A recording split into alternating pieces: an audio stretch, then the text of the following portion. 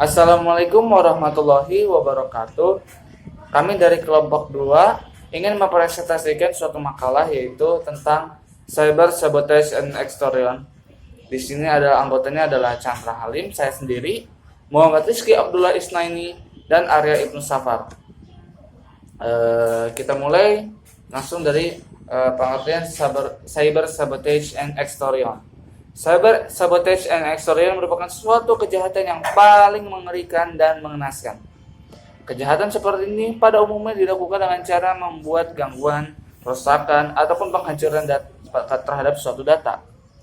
Biasanya kejahatan seperti ini dilakukan dengan menyusupkan suatu logic bomb, virus komputer, ataupun suatu program tertentu, sehingga data pada program komputer atau sistem jaringan komputer tersebut tidak dapat digunakan, tidak dapat berjalan sebagaimana mestinya, atau berjalan sebagaimana yang dikehendaki oleh kita. Dalam beberapa kasus, setelah hal tersebut terjadi, maka tidak lama para pelaku tersebut menawarkan diri kepada korban untuk memperbaiki data, program komputer, atau sistem jaringan komputer yang telah disabotase oleh pelaku, dan tentunya dengan bayaran tertentu sesuai permintaan yang diinginkan oleh pelaku. Kejahatan ini sering disebut dengan cyber terrorism. Ya, saya Retno Sapar dengan NIM 1520316 akan menjelaskan tentang contoh kasus. Contoh kasus pertama adalah kasus penyebaran virus worm. Menurut perusahaan software antivirus, worm Randex menyebar dengan cara mendobrak sistem komputer yang tidak terproteksi dengan baik. Randex menyebar dengan jaringan LAN dan mengeksploitasi komputer bersistem operasi Windows. Menurut perusahaan antivirus F-Secure, komputer yang rentan terhadap serangan worm ini adalah komputer-komputer yang menggunakan password yang mudah ditebak. Biasanya hacker jahat menggunakan daftar program untuk melancarkan aksinya. Begitu menginfeksi, worm akan mengubah konfigurasi Windows sehingga worm ini langsung bereaksi begitu Windows aktif. Worm ini juga menginstal backdoor pada komputer yang disusupinya. Dengan backdoor ini membuat worm berkesempatan mengendalikan komputer dari jarak jauh menggunakan perintah-perintah yang dikirim melalui kanal di IRC. Ungkap penjelasan dari F-Secure. Yang kedua ini kasus logic bomb. Kasus ini adalah seperti yang dilakukan oleh Donald Burleson, seorang programmer perusahaan asuransi di Amerika. Ia dipecat karena melakukan tindakan menyimpang. 2 hari kemudian sebuah logic bomb bekerja secara otomatis mengakibatkan kira-kira 160.000 catatan penting terdapat pada komputer perusahaan terhapus. Perubahan ini dapat dilakukan oleh seorang yang berkepentingan atau memiliki akses ke proses komputer.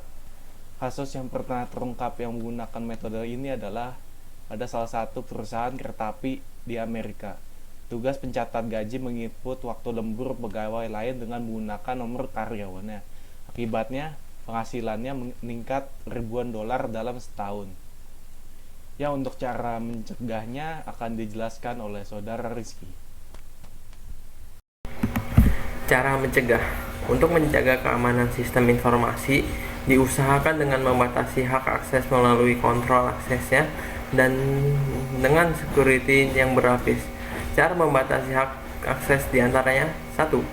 Melakukan pengamanan FTP, SMTP, Telnet, dan web server. 2. Memasang firewall. 3. Menggunakan kriptografi. 4. Secure Socket Layer atau SSL.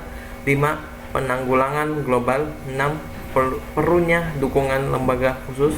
7.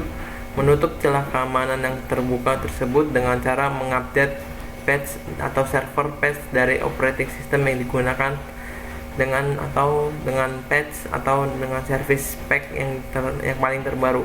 8. Sering-sering update antivirus yang digunakan dalam komputer. Next.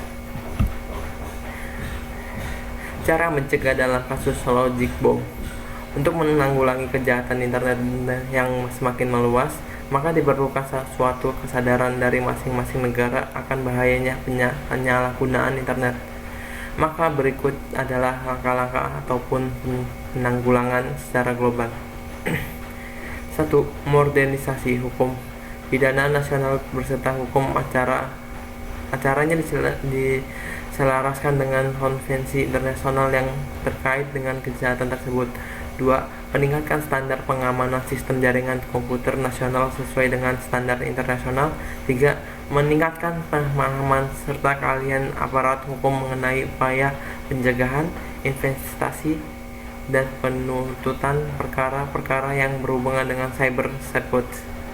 4. Meningkatkan kesadaran warga negara mengenai bahaya cyber sabotage dan pentingnya mencegah kejahatan tersebut. 5. Meningkatkan kerja sama antar negara di bidang teknologi mengenai hukum pelanggaran cyber sabotage. 6. Secara garis besar, untuk menanggulangan secara global diperlukan kerjasama antara negara dan penerapan standarisasi undang-undang internasional untuk penanggulangan cyber sabotage. Next. Kesimpulan, pada dasarnya cybercrime meliputi tindakan pidana yang berkenaan dengan sistem informasi itu sendiri, juga sistem komunikasi yang merupakan sarana penerapan pertukaran informasi kepada pihak lainnya, seperti salah satunya cyber sabotase yang merupakan kejahatan yang timbul dari dampak negatif perkembangan aplikasi internet. Sekian dari kelompok kami. Mohon maaf. Wassalamualaikum warahmatullahi wabarakatuh.